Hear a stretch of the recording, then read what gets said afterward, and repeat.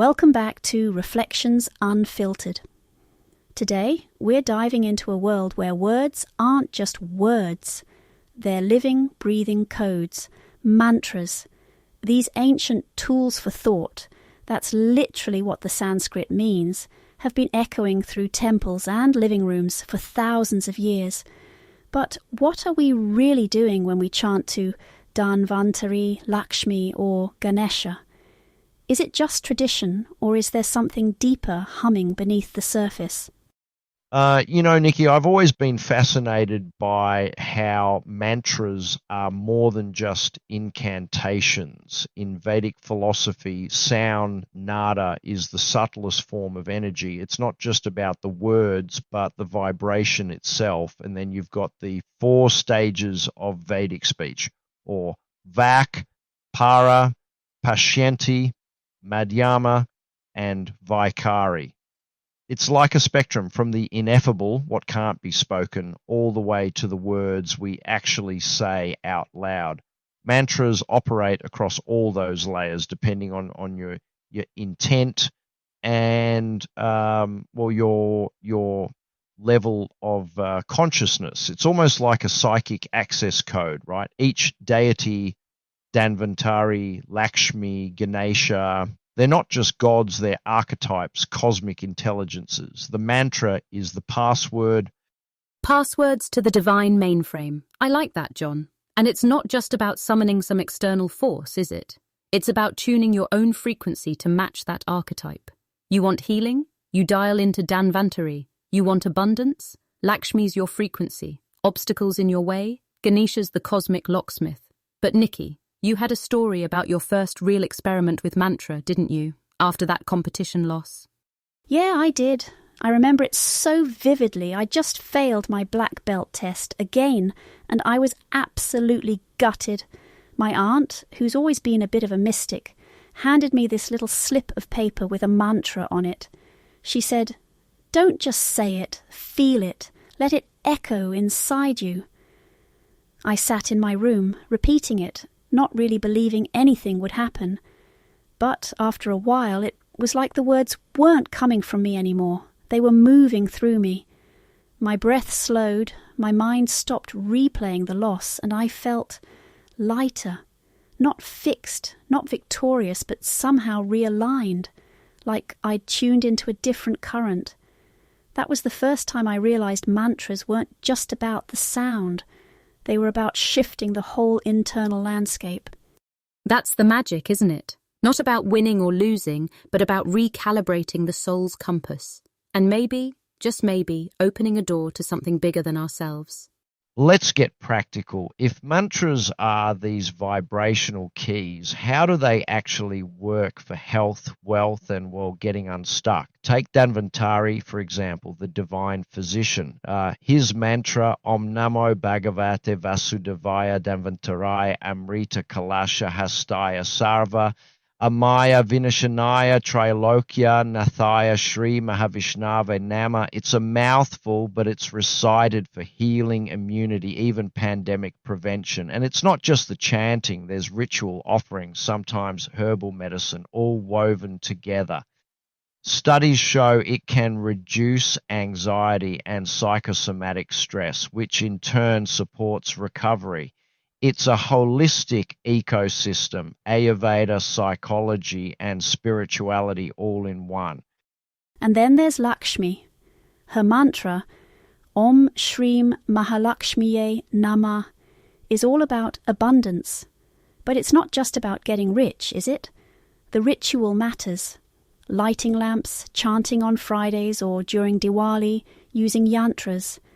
It's about aligning yourself with the frequency of abundance, not just wishing for more money. There's research showing that people who practice these rituals actually become more focused, optimistic, and make better decisions. And when communities come together for Lakshmi pujas, it's not just spiritual, it's economic. There's charity, resource sharing, even a kind of ritual economy that supports everyone. And then there's Ganesha, the remover of obstacles, the lord of beginnings. His mantra, Om Gam Ganapataya Nama, is like a sonic crowbar for stuck doors. The gam sound is said to anchor energy at the base of the spine, the Muladhara chakra. But here's where it gets wild. Neuroacoustic studies suggest chanting gam increases theta and alpha brainwaves. Those are the ones linked to creativity and reduced fear. So it's not just spiritual, it's neurological. John, you've got a story about using Ganesha's mantra before a big assignment, don't you? Yeah, I do. Years ago, I was about to cover a high-stakes photojournalism assignment, one of those situations where everything could go sideways. I was nervous, overthinking every detail. So I sat in my car, closed my eyes, and chanted Ganesha's mantra. I'm not saying the obstacles vanished, but my mind cleared. I felt this shift, less fear, more focus. It was like the static dropped away and I could see the shot before I even took it. That mantra didn't just open doors out there, it opened something in here, you know? That's the beauty of it.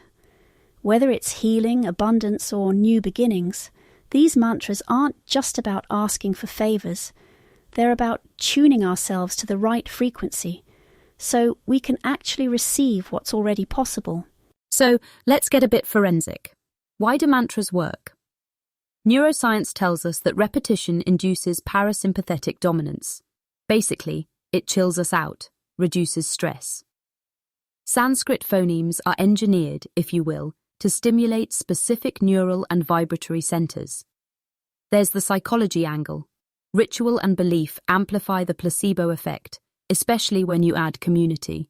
And then you've got the quantum and epigenetic hypotheses, sound possibly influencing subtle fields, maybe even gene expression.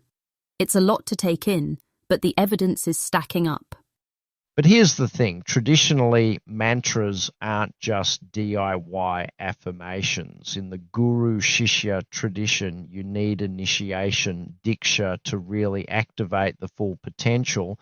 Without it, you might get some psycho-emotional benefits, but the deeper transformation. That's reserved for those who've received the living transmission. These days, though, mantras are everywhere. Apps, YouTube, you name it. Eden, do you think that dilutes the power, or is it just evolution? Oh, I love a good heresy. Here's my take. There's a line between spiritual technology and commodified affirmation. If you treat a mantra like a magic vending machine, you're missing the point. But if you approach it with respect, even without formal initiation, you can still tap into something real. The risk is in trivializing it, turning sacred codes into background noise. That's where ethics come in. Are you honoring the tradition or just sampling the surface? That's something I wrestled with when I started weaving mantra into my Wildfire Within workshop. I wanted to share the power, but I was careful not to dilute its essence. I always tell my students this isn't just a tool for self-improvement. It's a bridge between you and something vast, ancient, and alive.